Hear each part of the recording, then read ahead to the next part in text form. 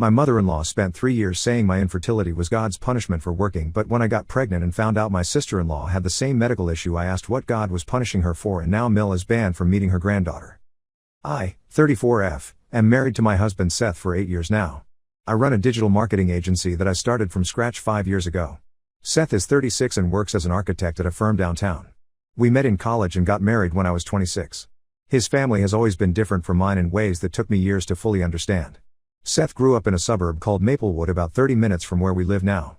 His father Fletcher worked in construction management his whole career, and his mother Leslie never had a job outside the home after she got married.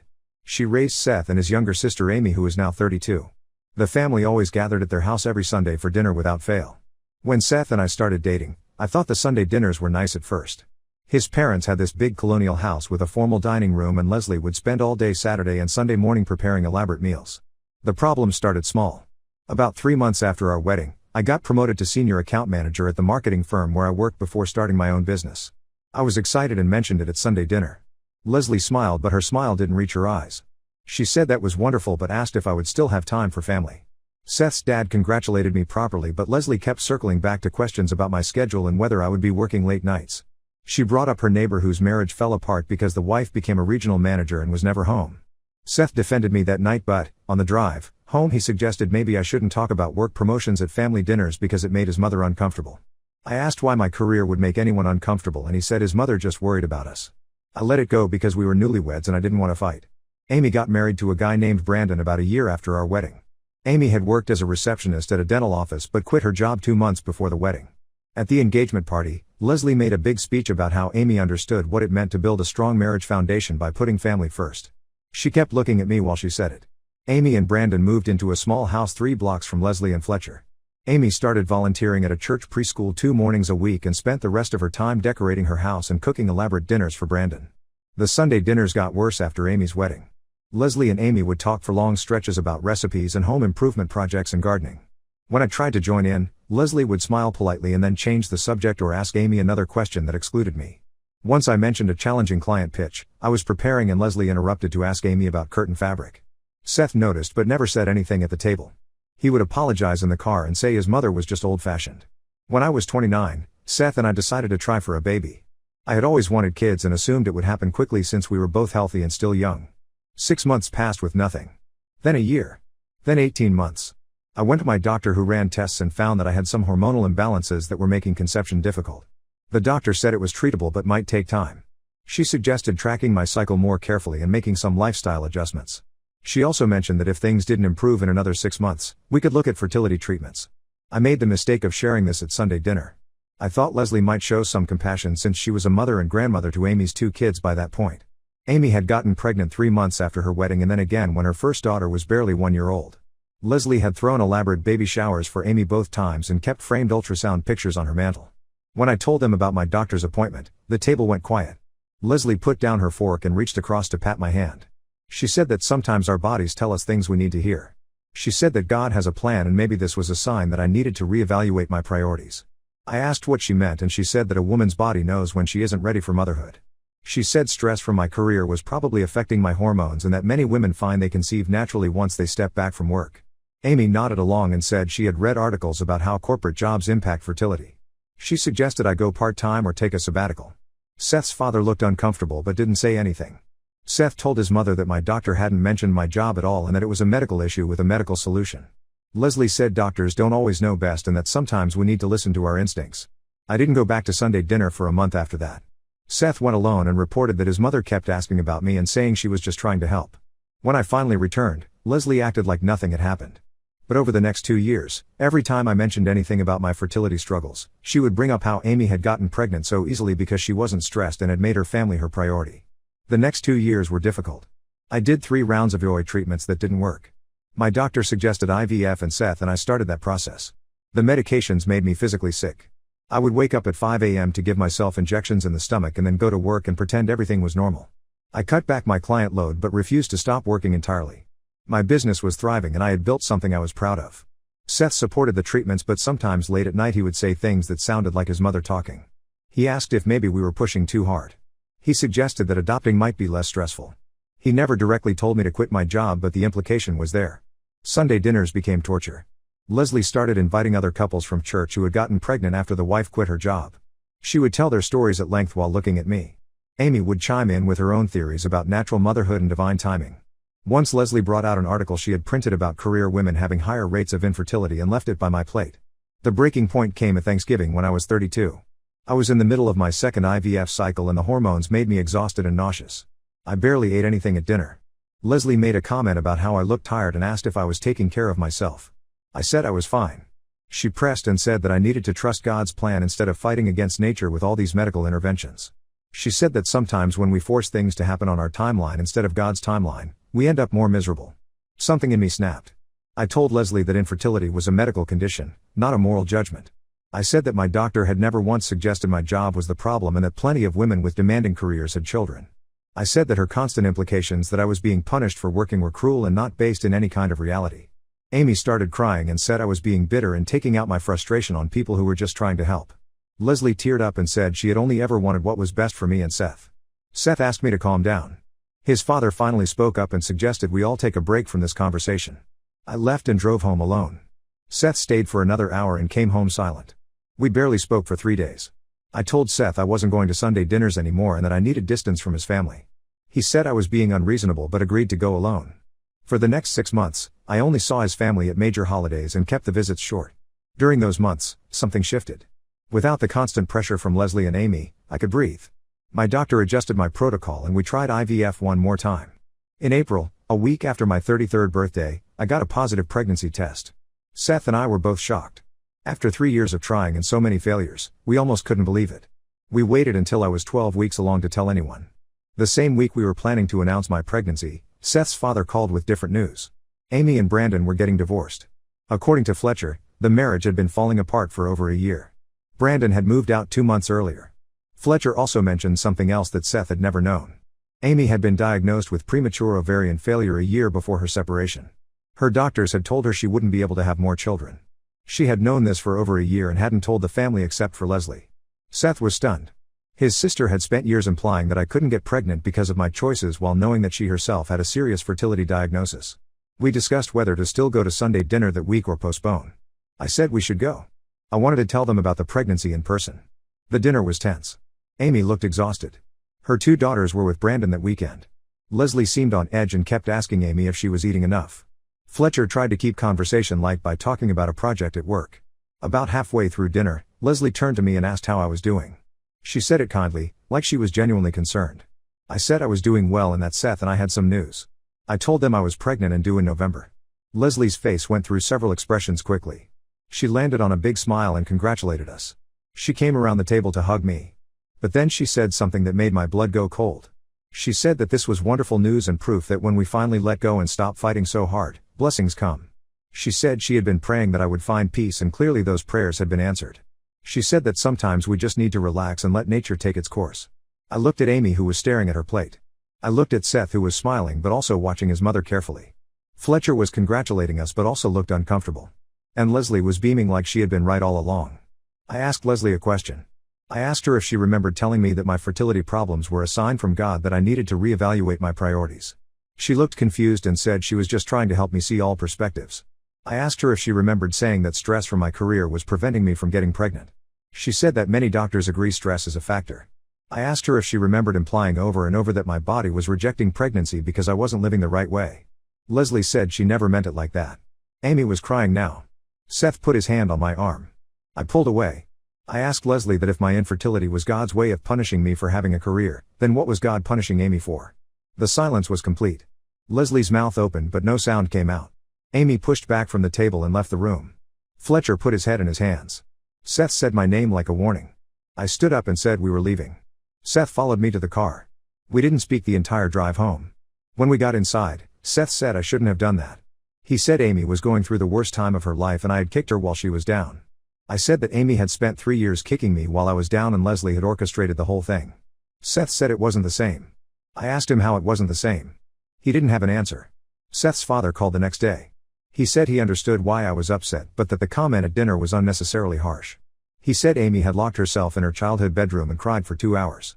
He said Leslie was devastated. I asked Fletcher if he knew that Leslie and Amy had been judging me for years for the exact same medical condition Amy had. He admitted that Leslie had told him about Amy's diagnosis months ago and that he wished his wife hadn't been so hard on me. But he said that bringing it up at dinner in front of everyone was cruel. I haven't spoken to Leslie or Amy since that dinner 3 weeks ago. Seth goes to Sunday dinner alone. He comes home and reports that his mother keeps asking about me and the baby. She wants to plan a baby shower. Amy apparently told the family she wants to apologize but needs time. Seth keeps asking me to call his mother or at least text her. He says we need to figure this out before the baby comes. I showed Seth this post before I submitted it. He read through it and didn't speak for several minutes. Then he said he never realized how bad it had been because he was used to how his mother talked. He said he was sorry for not defending me better.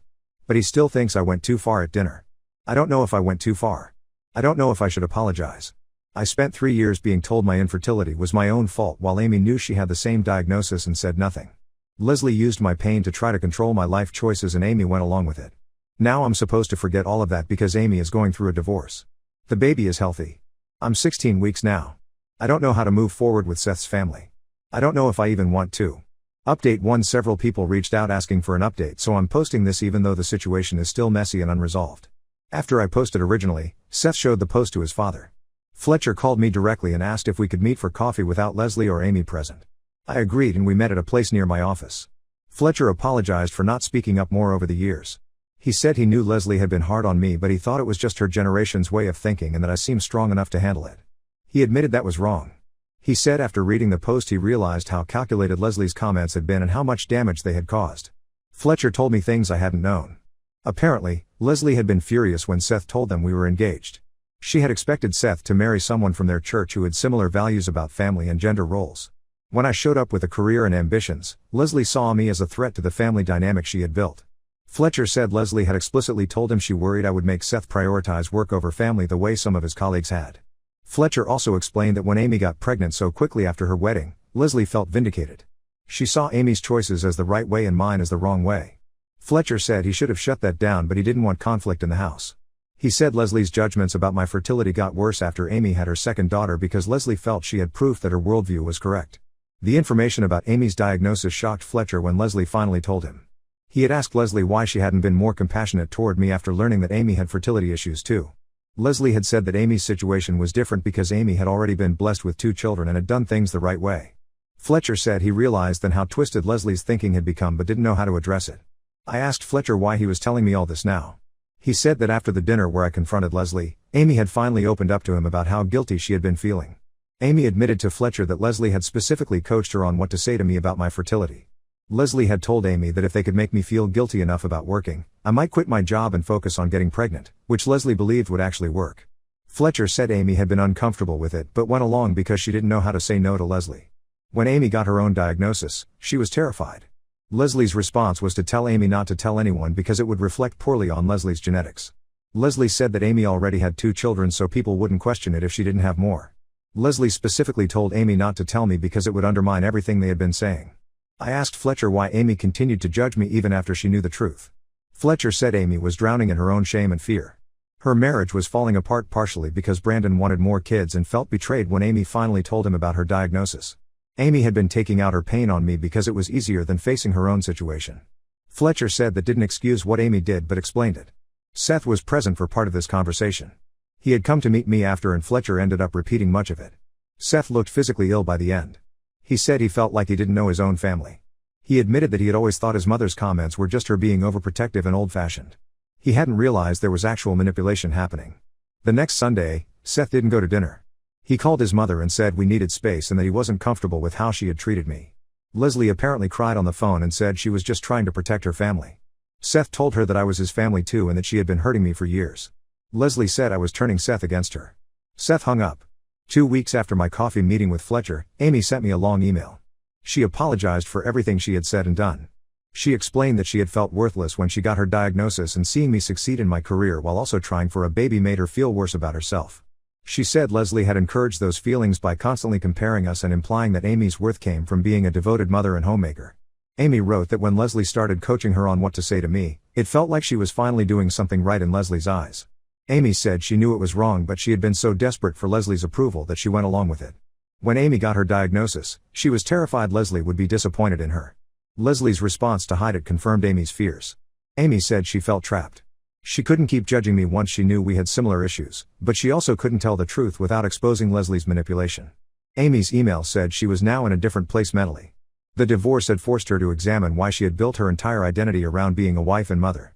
She was starting to see how Leslie had controlled both of us in different ways. Me by making me feel inadequate for working, and her by making her feel worthless for anything besides domestic achievement. Amy asked if we could meet and talk. I didn't respond to Amy's email immediately. I was 22 weeks pregnant by then and dealing with some minor complications that had me on partial bed rest. Seth wanted me to meet with Amy. He said she seemed genuinely remorseful. I wasn't ready. Leslie started texting me. The first few were about the baby. She asked about my health and said she was praying for us. Then she started sending longer messages about how family was the most important thing and that we needed to work through this before the baby arrived. She said she wanted to plan a baby shower and be involved as a grandmother. She said she never meant to hurt me and that she loved me. I blocked Leslie's number. Seth said that was harsh but didn't try to change my mind. Fletcher came by the house one evening and said Leslie was not handling the distance well. She kept asking Fletcher what she could do to fix things. Fletcher said he had told Leslie she needed to genuinely apologize and acknowledge what she did wrong, but Leslie kept insisting she had only been trying to help and that I was being oversensitive. The situation reached a new point 3 days ago. Seth's grandmother on Leslie's side had a medical emergency and was hospitalized. Seth went to the hospital and I stayed home because of my bed rest orders. Leslie was there along with Amy and several other family members. Apparently, Leslie broke down crying at one point and told the assembled relatives that her family was falling apart because her daughter-in-law wouldn't forgive her for trying to give helpful advice about having babies. Seth's aunt, Leslie's younger sister, called Seth that evening. She told Seth that Leslie had been spinning the story to make herself look like a victim of my unreasonable grudge. Seth's aunt said she wanted to hear my side. Seth explained the whole situation to her. His aunt was horrified. She said Leslie had always been controlling but this was beyond anything she had realized. Seth's aunt called me the next day. She apologized for not seeing what was happening. She said Leslie had always presented herself as the perfect mother and wife and that the family had bought into that image. She said she believed me and supported me and that Leslie needed to be held accountable. She said several cousins and other relatives were also questioning Leslie's version now. Yesterday Amy showed up at our house unannounced. Seth answered the door and asked what she was doing here. Amy said she needed to talk to me. Seth said I was on bed rest and didn't need stress. Amy said this would actually help. Seth let her in but stayed in the room. Amy looked terrible. She had lost weight and had dark circles under her eyes. She sat down and said she needed to tell me something else. She said that 3 years ago, before I even started having fertility issues, Leslie had asked her to help drive a wedge between Seth and me. Leslie had apparently told Amy that I was wrong for Seth and that if Amy could make me uncomfortable enough at family gatherings, I might convince Seth to move further away or visit less often. Amy said she had participated in excluding me from conversations and making subtle comments about my career before the fertility issues even started. Amy said Leslie's campaign ramped up dramatically once I couldn't get pregnant because Leslie saw it as the perfect leverage point. Amy said she was telling me this now because she was done protecting Leslie. Amy said Leslie had destroyed Amy's sense of self-worth and had tried to destroy mine, and that someone needed to stop her. Seth was shaking by the end of Amy's confession. He asked Amy why she was just saying this now. Amy said she had been scared of Leslie her whole life and it took losing everything to finally see clearly. Amy said she was moving to a different state for a job opportunity and planned to go low contact with Leslie. She said she hoped I could forgive her eventually but understood if I couldn't. I told Amy I needed time to process everything but appreciated her honesty. Amy left and Seth immediately called his father. Fletcher came over within the hour. Seth confronted him about whether he knew Leslie had been trying to push me out of the family from the beginning. Fletcher admitted he knew Leslie hadn't approved of me but claimed he didn't know the extent of her manipulation. Fletcher said he felt like he had failed everyone by not standing up to Leslie. That brings us to now. Seth wants to have a family meeting with Leslie and Fletcher and Amy and me where everything is put on the table. I don't want to be in the same room as Leslie. Seth says we need to do this before the baby comes because he doesn't want his child growing up in this toxic dynamic. Fletcher agrees with Seth. Amy says she will come if I want her there but otherwise plans to move next month and leave this behind. I'm 24 weeks pregnant now. The baby is healthy despite the complications. I still don't know what to do. Part of me wants to cut ties with Leslie completely and let Seth maintain whatever relationship he wants separately. Part of me knows that will cause long-term issues for Seth and possibly for our child. I don't have a resolution yet. I don't know if there will be one. Update 2: I wasn't planning to post again but enough people asked and the situation has developed in ways I need to write down just to process. The family meeting happened 3 weeks ago. It took place at Fletcher and Leslie's house because Leslie refused to come to ours. Seth insisted I only had to come if I felt up to it, but I decided I needed to be there. I was 27 weeks pregnant at that point and off bed rest but still tired constantly. Amy flew back from where she had relocated for the meeting. Leslie spent the first 20 minutes crying and saying she couldn't believe her family was ganging up on her. She said she had devoted her entire life to being a good mother and wife and that this was how she was being repaid. Fletcher told her to stop and listen. Leslie said she had nothing to apologize for because she had only ever wanted what was best for everyone. Seth asked Leslie directly if she had tried to push me out of the family from the beginning. Leslie said that was a twisted interpretation. She said she had concerns about whether I was right for Seth given our different values and that any mother would have similar concerns. Seth asked if she had told Amy to make me uncomfortable at family gatherings. Leslie looked at Amy and said that was a private conversation between a mother and daughter that was being taken out of context. Amy spoke up and said no, there was no context that made it acceptable. Amy said Leslie had explicitly told her to exclude me and make comments about my career to make me feel like an outsider. Leslie said Amy was misremembering things because of the stress of her divorce. Amy said she had written down dates and specific things Leslie had said because she needed to see it clearly herself. Leslie called Amy a liar. Fletcher intervened and said Leslie needed to stop deflecting. He said the family had been willing to come together and work through this but only if Leslie took responsibility for what she had done. Leslie said she had nothing to take responsibility for except loving her family too much. She turned to me and said I had poisoned her son against her and destroyed her relationship with her daughter. She said I was vindictive and cruel for throwing Amy's medical issues in her face at dinner. I stayed quiet during most of this but finally said that Leslie had spent 3 years telling me my medical issues were divine punishment for having a career. I asked how that was different from what I had said to Amy. Leslie said it was completely different because she had been trying to help me while I had been trying to hurt Amy. I asked how telling someone their infertility was God's punishment was helpful. Leslie said I was twisting her words and that she had only suggested I might have better luck if I reduced stress. Seth asked Leslie if she understood that she had caused me significant pain over multiple years. Leslie said that if I was hurt by people caring about me then maybe I needed to look at why I was so sensitive. Seth asked Leslie if she was willing to admit any wrongdoing at all. Leslie said the only thing she had done wrong was trust that I would appreciate her guidance. The meeting deteriorated from there. Amy started crying and said she couldn't keep listening to Leslie rewrite history. Fletcher said he was ashamed of his wife's behavior. Leslie said Fletcher was choosing me over her. Seth said Leslie was choosing her pride over her family. Leslie said we were all ganging up on her and that she was the victim in the situation. We left after 90 minutes of getting nowhere. On the drive home, Seth said he was done. He said he would maintain a relationship with his father but wanted nothing to do with his mother until she showed genuine remorse and accountability. He said our child would not be around Leslie unsupervised even if Leslie eventually apologized. He said he had spent the meeting watching his mother manipulate and deflect and lie, and he couldn't unsee it. Fletcher called the next day and said Leslie was destroyed. He said she had cried all night and kept saying her family had abandoned her. Fletcher said he had tried to get Leslie to understand why everyone was upset but she wouldn't hear it. Fletcher said Leslie truly believed she was the wronged party and that we were all being unreasonable. Fletcher asked if there was any path forward. Seth said the only path forward was Leslie genuinely acknowledging what she did and apologizing without conditions or excuses. Fletcher said he would keep trying but wasn't optimistic. Amy called me separately and apologized for Leslie's behavior at the meeting. She said she had hoped seeing everyone united against her would shock Leslie into self-reflection but instead Leslie had just doubled down. Amy said she felt guilty for enabling Leslie for so many years. I told Amy that she had been a victim of Leslie's manipulation too and that I appreciated her honesty now even if I wasn't ready to rebuild a relationship yet. 2 weeks after the meeting, Leslie sent Seth a letter. It was 6 pages long. The first 4 pages were about how hurt she was and how much she had sacrificed for her family and how ungrateful we were. The 5th page said that if an apology was required for her to see her grandchild, then she was sorry for any misunderstandings. The 6th page was a list of conditions for how our relationship should proceed, including that I should not discuss the past anymore and that Leslie should be allowed to see the baby whenever she wanted. Seth threw the letter away. He said the apology was worthless because it was forced and conditional and came after 4 pages of self-pity. He said the conditions were laughable. He said he was done trying to fix this and that Leslie would either figure it out on her own or she wouldn't. Fletcher came by last week. He looked exhausted. He said living with Leslie had become unbearable. Leslie either cried constantly or raged about how her family had betrayed her. She had started badmouthing me to anyone who would listen, including people at church and neighbors. Several people had apparently stopped by to tell Fletcher that they heard Leslie's side and thought we were being too hard on her. Fletcher said he had corrected the story when he could but Leslie's version was spreading. Fletcher said he was considering separating from Leslie temporarily. He said he couldn't watch her destroy herself with bitterness and couldn't stand by while she villainized me. He said he had loved Leslie for 40 years but didn't recognize the person she had become. He asked if Seth and I would be willing to maintain a relationship with him even if he was still married to Leslie. Seth said of course we would. 3 days ago, Leslie showed up at my office. My assistant tried to stop her but Leslie pushed past and barged into my office. I was on a video call with a client. Leslie demanded I end the call immediately so we could talk. I muted my call and told Leslie she needed to leave. Leslie said she wasn't leaving until I explained why I was destroying her family. I told Leslie she had destroyed her own family through years of manipulation and control. Leslie called me ungrateful and said everything she had done was out of love. My assistant had called building security.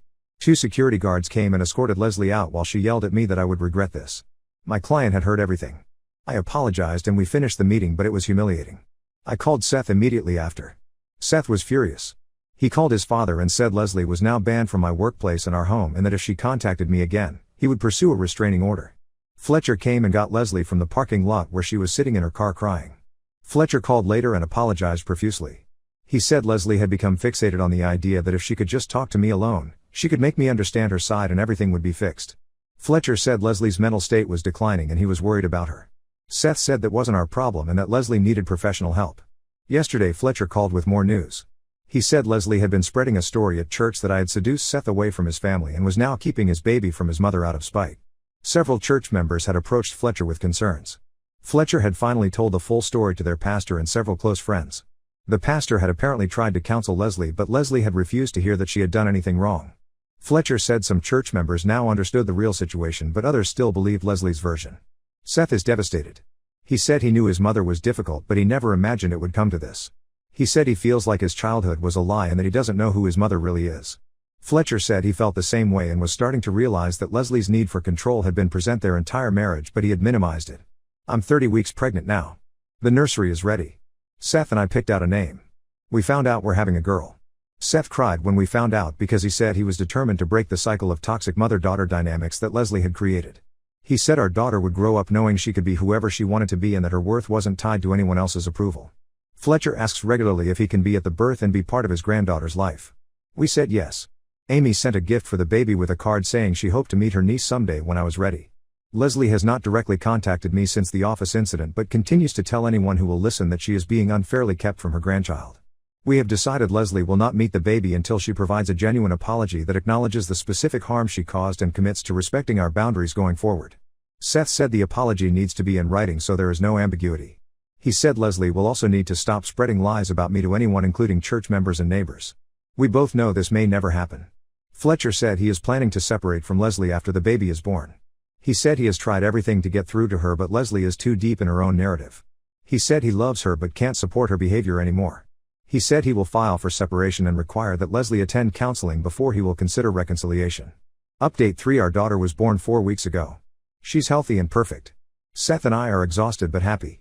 Fletcher was at the hospital and has visited several times.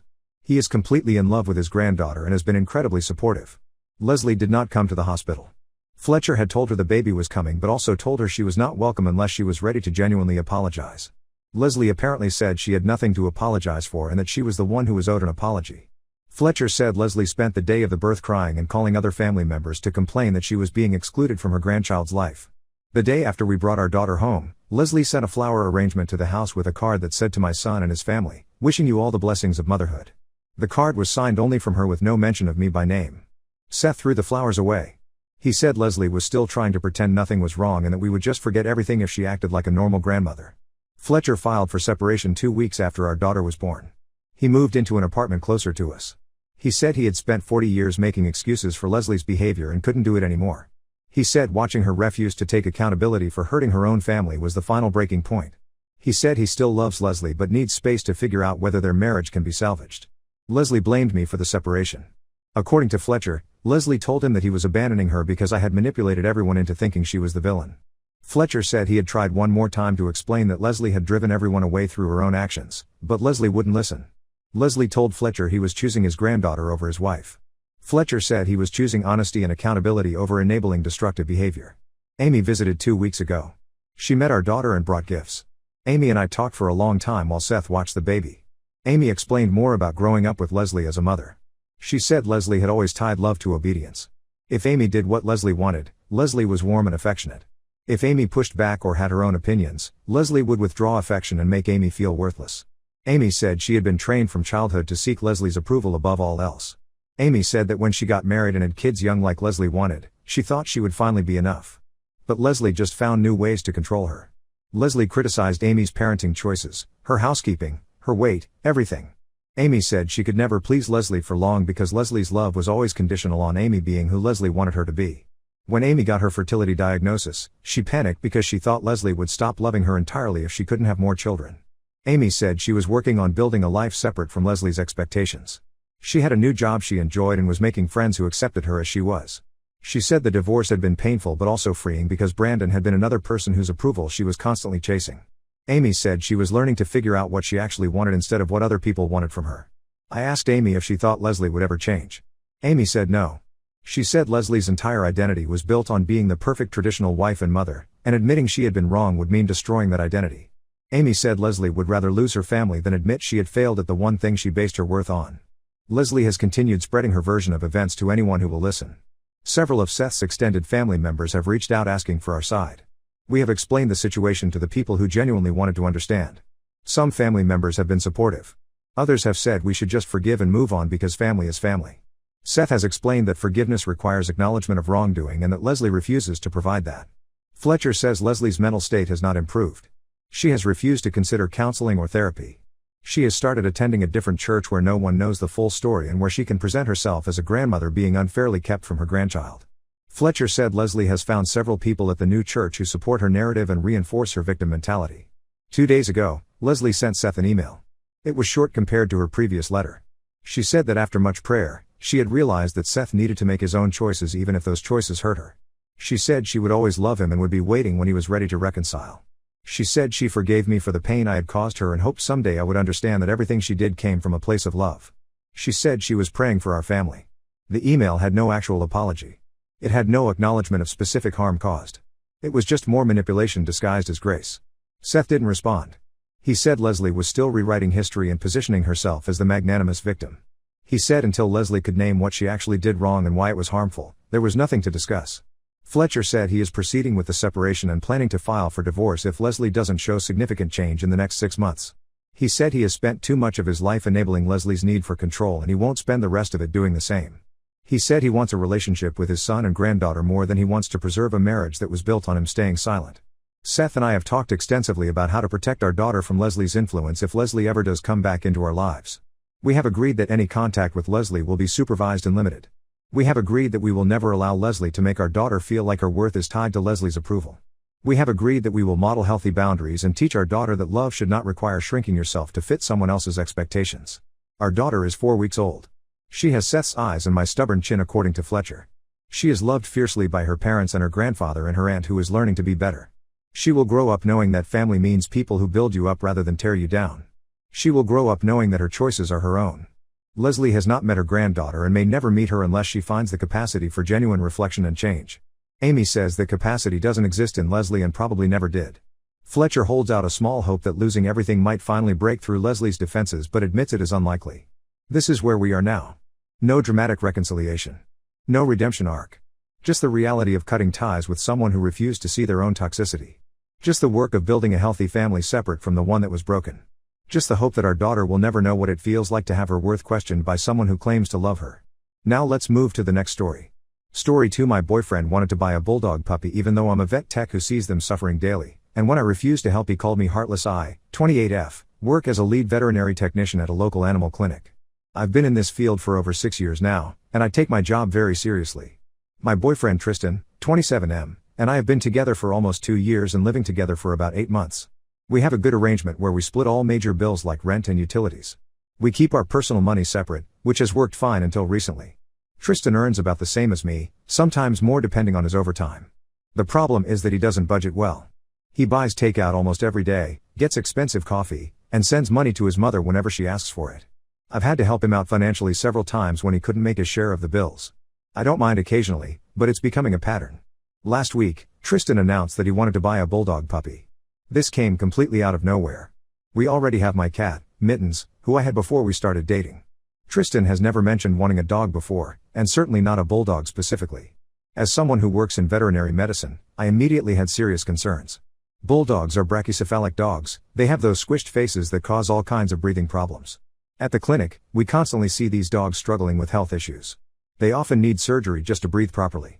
They suffer from skin infections in their facial folds, eye problems, joint issues, and many develop severe allergies. The medical bills for these dogs can reach thousands of dollars per year.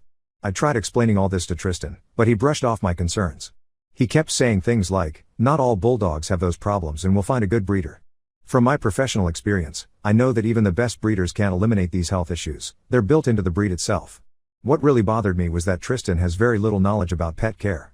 Once, he genuinely thought neutering meant removing a dog's penis. He's admitted to me before that he knew nothing about animals until he met me.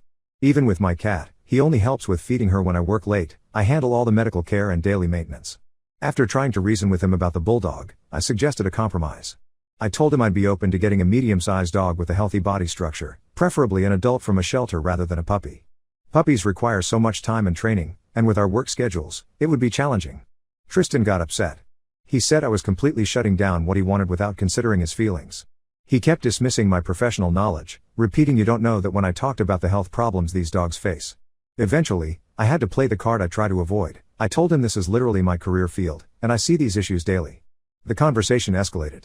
I told Tristan that if he got a bulldog puppy, I would not help him financially if he ran into money problems again. I also would not help with the dog's care or bring the dog to my clinic for discounted treatment. Employees get reduced rates, but it's still not free. I don't like giving ultimatums, but I felt strongly about this. Tristan looked shocked. He grabbed his keys and left the apartment, saying he needed to clear his head. A few hours later, I received a text from our mutual friend Zach. Zach was Tristan's best friend before we started dating, and I thought we had become friends too. The text basically called me controlling and said I was being heartless about the whole situation. Now I'm questioning myself. My coworkers all think I'm right to stand my ground, but they work in veterinary medicine too, so they understand my concerns. I wonder if I overreacted by giving Tristan an ultimatum. Maybe I should have found a different way to express my concerns. In the past, we've talked about adopting from shelters, and I've suggested fostering dogs first to see if we find one that fits our lifestyle. Tristan wasn't interested in that idea. I even suggested looking at bulldog mixes that might have healthier facial structures, but he only wanted ones with the extremely flat face. To be clear, I'm not against getting a dog. I would happily share responsibilities for a dog we agreed on together. With my cat, I take full responsibility because I had her before dating Tristan. I've only asked him to feed her occasionally when I'm working late. This is the first major disagreement we've had in our relationship. Tristan is usually a great partner who pulls his weight around the house, though I am definitely the neat freak between us. He's spontaneous and fun-loving, which I used to find attractive, but now I'm seeing the downsides to making impulsive decisions. I'm also worried about the financial aspect. Taking care of a bulldog with health problems is expensive. Given Tristan's history of money management and the fact that he frequently sends money to his mother despite her treating him poorly, I'm concerned I'll end up footing the bills for this dog. We've agreed to talk tomorrow after we've both had time to cool down. I'm not sure how to approach this conversation without making things worse. I don't want to hurt Tristan's feelings, but I also can't support a decision that I believe will lead to an animal suffering unnecessarily. Update 1. It's been 3 days since my original post. First, thank you to everyone who responded with advice. I've read all your comments and appreciated the different perspectives. Tristan and I had our talk yesterday. I asked him to sit down with me after dinner, and we went into this conversation with the agreement to listen to each other fully before responding. What came out of this conversation was completely unexpected. As it turns out, Tristan had a bulldog named Max when he was a child. His mom found Max's old collar while cleaning out some boxes last month and sent Tristan a photo of it. This triggered a flood of memories for Tristan, and he became fixated on getting another bulldog. Tristan explained that Max was his only source of comfort during a difficult childhood. His mother was emotionally abusive and often neglected him. The dog was the one constant in his life that showed him unconditional love. When Max died when Tristan was 15, he was devastated. He rarely talked about Max afterward, which is why I never knew about him. Tristan had convinced himself that Max was perfectly healthy throughout his life. He believed my concerns about bulldog health problems were exaggerated. He wanted a dog that looked exactly like Max to recapture that feeling of safety and comfort from his childhood. As he told me this story, Tristan became emotional. I'd never seen him cry before, and it caught me off guard. I felt terrible for not knowing about Max and for being so firm in my stance without understanding the emotional connection. However, something wasn't adding up about Max's supposedly perfect health. Very gently, I asked Tristan about Max's veterinary care. He couldn't remember Max ever going to a vet. This raised red flags for me. I asked if he had any photos of Max. Tristan pulled out his phone and showed me some old pictures his mom had sent recently. Looking at them with my professional eye, I could see that Max had clear signs of health problems. The dog had eye issues that appeared to be untreated dry eye with ulceration. In later photos, it looked like Max was blind. The way Max stood in the photos also suggested hip problems. When I asked Tristan about these signs, a memory surfaced for him. He remembered Max collapsing after playing and not getting up for a long time. When he told his mother, she said Max was just tired and would be fine. Tristan, being a child at the time, accepted this explanation. As I explained what I was seeing in the photos, Tristan looked stunned. He hadn't realized that Max had been suffering. His mother had dismissed or hidden the dog's health problems, and Tristan, as a child, hadn't known any better. Tristan eventually admitted that he had been unfair to dismiss my professional opinion. He apologized for not taking my concerns seriously and for going behind my back to complain to Zach. He said he doesn't think he's ready for a dog after all, and that when the time comes, he'd be happy to look at dogs from the shelter where I work. This conversation led to another issue, Zach's text to me. I did something I've never done before. I asked to see Tristan's messages with Zach. Tristan showed me without hesitation. It turned out that Tristan had given Zach a very one-sided version of our argument, making it sound like I was simply vetoing his wishes without reason. Tristan never used any derogatory language about me to Zach, but he definitely painted himself as the victim. I showed Tristan the text Zach sent me, and Tristan was shocked. He promised he would address this with Zach and make it clear that what Zach said to me was unacceptable. I told Tristan plainly that if he doesn't set boundaries with his friend about how I'm treated, our relationship can't continue. Then we moved to the most difficult part of our conversation, money and Tristan's mother. I tried to be gentle but direct. I explained that I couldn't keep supplementing Tristan's income because he gives so much to his mother for her supposed emergencies, sudden medical bills, car repairs, etc. I told him it's become a pattern that's affecting our financial stability as a couple. I laid it out clearly. I'm willing to help Tristan when he truly needs it, but I won't keep covering for him while he sends money to his mother who treats him poorly. I essentially gave him another ultimatum. He needed to establish boundaries with his mother about money, or our relationship wouldn't work. Tristan was quiet for a long time after this. Finally, he agreed that his mother's hold on him had gone on too long. He said he would go low contact with her and stop sending her money. He chose our relationship over his unhealthy connection with his mother. I'm cautiously optimistic. Tristan seems sincere, but breaking that kind of pattern isn't easy. I've told him that if he doesn't follow through, I'll have to rethink our relationship. For now, though, we're moving forward together. Update 2. It's been almost a month since my last update. Things have been mostly good between Tristan and me. The dog discussion is off the table for now, and Tristan has kept his promise about not sending money to his mother. Last week, Tristan's mother called him crying about needing money for an emergency dental procedure. Tristan told me about the call right away instead of hiding it. We talked it through, and he decided to tell her he couldn't help. She tried guilt-tripping him by bringing up all she'd done for him as a child, which wasn't much, from what Tristan has shared. Tristan held firm, which was a huge step for him. The day after that call, Zach came over to our apartment to talk with both of us. Tristan had spoken to him about the inappropriate text he sent me. Zach apologized, saying he'd only heard Tristan's side and jumped to conclusions. He admitted he shouldn't have gotten involved or sent that message. I accepted his apology, though I'm still keeping some distance. It will take time to rebuild trust. During Zach's visit, something unexpected happened. Zach mentioned knowing Tristan's mom well and said something that caught my attention. He casually mentioned that Tristan's mom had asked him for money too, claiming she needed it for medication. This was different from the dental emergency she'd told Tristan about. When I pointed this out, Tristan and Zach exchanged looks. Zach confirmed that Tristan's mom frequently asked him for money with different stories each time. Tristan seemed stunned by this information. After Zach left, Tristan was quiet. Later that evening, he told me he'd called his aunt, his mother's sister, to ask about his mother's supposed emergencies. His aunt revealed that his mother had been manipulating people for money for years. She didn't have emergencies, she spent the money on non-essential items and trips. The most shocking revelation came when Tristan's aunt told him about Max.